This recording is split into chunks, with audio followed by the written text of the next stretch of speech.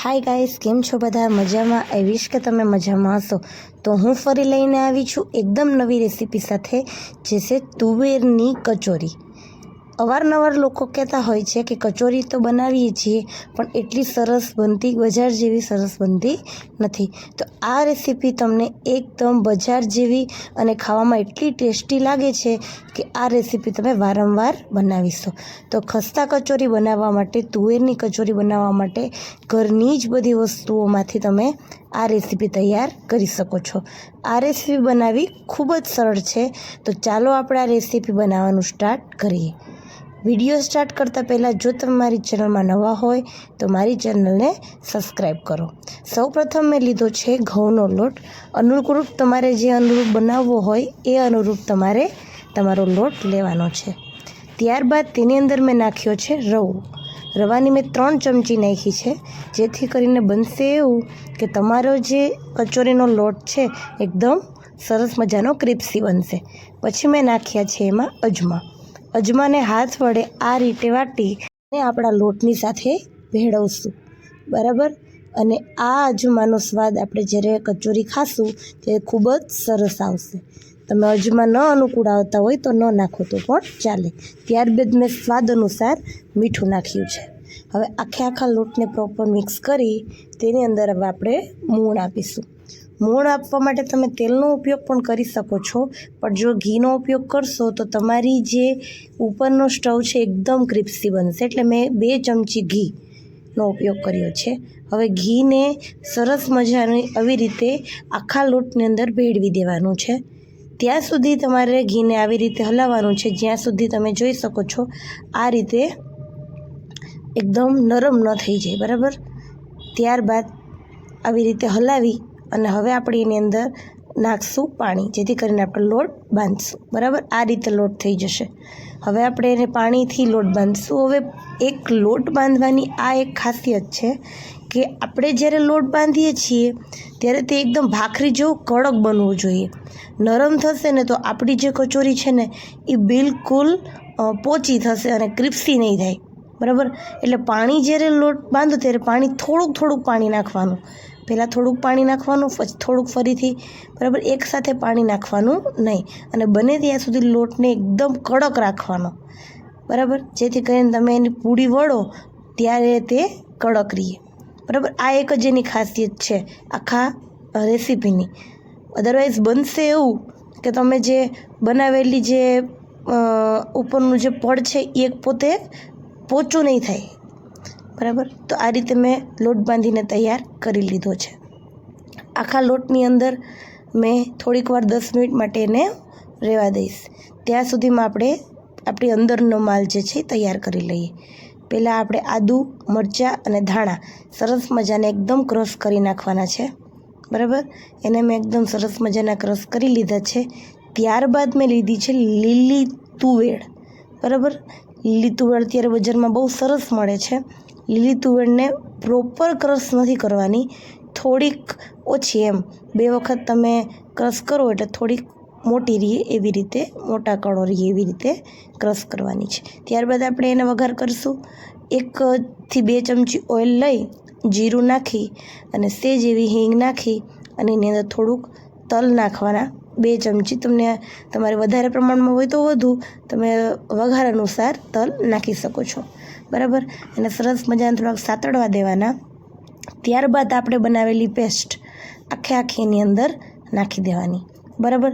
એકદમ ગેસની ફ્લેમ ધીમી રાખવાની છે, બરાબર. અને ધીમી ફ્લેમે જ આખું પકવવાનું છે, એ વસ્તુનું ધ્યાન રાખવાનું છે, બરાબર. આ રીતે આપણે આખા સ્ટ્રક્ચરને સરસ મજાનું હલાવી અને તૈયાર કરી લઈએ. હવે આની અંદર થોડી વસ્તુઓ આપણે અલગ નાખી શકીએ. બધા અલગ પોતાના સ્વાદ અનુસાર બીજું ઘણું બધું એડ કરે. ઘણા લોકો ચવાણું પણ એડ કરી શકે. પહેલાં તો મેં સુગર એડ કરી છે, એના પછી નમક, પછી જીરા પાવડર, આ 3 વસ્તુ એડ કરી છે. શું એડ કરી શકાય એ પણ હું તમને કહીશ, બરાબર. ત્યારબાદ ઘણા લોકો ચવાણું એડ કરે છે, વરિયાળી એડ કરે છે, મેં કિસમિસ એડ કરી છે, કાજુ બદામ એડ કર્યા છે, બરાબર. તો તમે તમારા સ્વાદ અનુસાર, તમને એમ થાય કે મારે આ એડ કરવું છે એ વસ્તુ તમે એડ કરી શકો છો, બરાબર. તમે જોઈ શકો છો આપણું જે આખું પેસ્ટ હતું એ સરસ મજાનું એકદમ સ્ટવ થઈ ગયું, પાકી ગયું છે, બરાબર. હવે એને તમારે ઝાઝો સમય રાખવાની જરૂરત નથી. થઈ જાય એટલે તમારે ગેસ બંધ કરી અને મૂકી દેવાનું છે. હવે લીંબુ છે, તમે આને ગેસ ઉપર રાખો તો પણ ચાલે અને પાછળથી રાખો તો પણ ચાલે. લીંબુ ન નાખો અને તમે આમચૂર પાવડર નાખો તો પણ ખૂબ જ સરસ સ્વાદ આવે છે, બરાબર. તો આને તમે સ્કીપ પણ કરી શકો છો. ઘણા લોકોને ખાટું એટલું ન અનુકૂળ આવતું હોય તો સ્કીપ કરી શકાય. તો આપણું જે આખું છે એ સરસ મજાનું બનીને તૈયાર થઈ ગયું છે. મેં લાસ્ટમાં કોથમીર નાખી અને આને આપણે ગેસના સ્ટવને બંધ કરી દીધો છે, બરાબર. થોડીક વખત તમારે એને એવું લાગે તો પકાવી દેવાનું. હવે 10 મિનિટ એને શાંતિથી રહેવા દેવાનું. પછી તમારે એના નાના નાના લુઆ બનાવવાના છે, બરાબર. તમારે જે અનુરૂપ જે સાઇઝની કચોરી બનાવવી છે એ સાઇઝના તમારે નાના નાના ગોલ બનાવવાના, બરાબર. મારે જો આ આકારની અને આવડી નાની નાની બનાવવી છે એવી રીતે મેં અવળા બધા ગોલ્સ બનાવી લીધા છે. તમે પણ આવી રીતે બોલ્સ બનાવી લો. ત્યારબાદ આપણે જે લોટ 10 મિનિટ માટે ઠંડો થવા રાખ્યો તો એકદમ ફૂલીને તૈયાર થઈ ગયો છે. રવાના લીધે એકદમ સરસ થઈ ગયો છે. હવે એને 1-2 વખત આવી રીતે કરી અને તેની અંદર હવે આપણે સરસ મજાનો મસાલો ભરીશું. સૌપ્રથમ તો એના પહેલાં નાના નાના લોવા કરી લેવાના. જે તમે બોલ્સની સાઇઝ રાખી છે એનાથી સેજ થોડુંક વધારે, બરાબર. એવી રીતે તમારે નાના નાના બોલ્સ આના પણ બનાવી લેવાના. પહેલાં બોલ્સ બનાવવાના, પછી જ તમારે પૂરી સ્ટાર્ટ કરવાની, બરાબર. હવે આપણે એક બોલ લઈ અને આપણે વણવાનું સ્ટાર્ટ કરશું. આપણે ખબર છે કે આપણો લોટ થોડોક કડક છે એટલે એની પરફેક્ટ પૂરી બનશે નહીં અને પરફેક્ટ બનાવવાની નથી. અને આ વસ્તુમાં ધ્યાન એ રાખવાનું છે કે આપણે જે પૂરી બનાવીએ છીએ એકદમ પતલી રહેવી જોઈએ. એ એની ખાસિયત છે.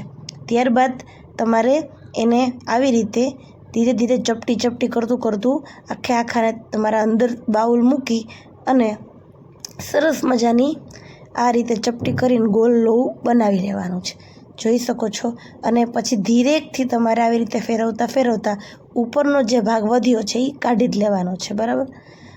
તો જોઈ શકો છો આવી સરસ રીતે મેં આખા કચોરીની અંદર જવા દીધી છે અને એનો ગોલ પણ ફરીથી આવી રીતે હલાવી લેવાનો. એટલે શું થશે, મસાલો અંદર આખો ભરાઈ ગયો છે. ચલો, અને આ વસ્તુમાં ધ્યાન એક ખાસી રાખજો કે જે પૂરી બનાવો છો ને એ થોડીક પતલી રાખજો. પતલી રાખશો ને તો જ્યારે તળવામાં આવે ને તો થોડીક ક્રિસ્પી થાય. જાડી હશે ને તો તમને એ ક્રિસ્પી થશે નહીં. જો તો તમને સમજાઈ જ ગયું હશે. આ રીતે મેં બધા જ પૂરી વણી અને બધી જ કચોરીઓ ભરી લીધી છે અને આ રીતે બનીને તૈયાર કરી લીધી છે, બરાબર. અને ઉપરનો ભાગ કાઢતા જવાનો, એ અનુરૂપ જ તમારે લોયા બનાવવાના, બરાબર. તો તમે જોઈ શકો છો સરસ મજાનું બનીને તૈયાર થઈ ગયું છે. આવી રીતે મેં મારી બધી જ કચોરીઓને તૈયાર કરી લીધી છે. ચલો, હવે આપણે નેક્સ્ટ સ્ટેપમાં જશું કે એ કચોરીને આપણે તળવાની છે.